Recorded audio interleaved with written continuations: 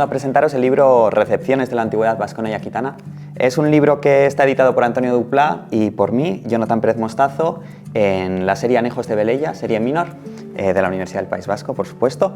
Es una obra que consta de un prólogo y 9 capítulos, escritos por diferentes autores y que se centra en cómo los vascones y los aquitanos de las fuentes clásicas, de las fuentes grecorromanas, han sido utilizados en diferentes contextos y debates a lo largo de la historia moderna y contemporánea.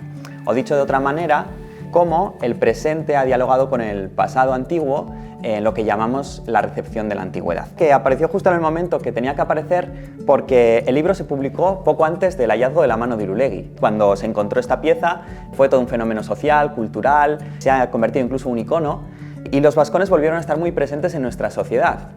Y se da la casualidad de que los ritmos pausados de la investigación académica coincidieron con ese momento de actualidad social. Un evento que no esperábamos, pero que hace más interesante todavía este libro.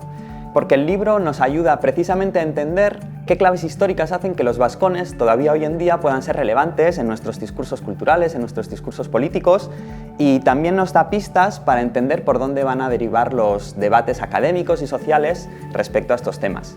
O también nos habla de representaciones literarias, incluso en literatura fantástica de los vascones, o qué presencia han tenido en redes sociales. Por tanto, creemos que este libro nos da claves para entender por qué esa antigüedad, que muchas veces creemos tan enterrada en el pasado, sigue estando tan presente y sigue siendo tan actual en la Euskal Herria de hoy en día.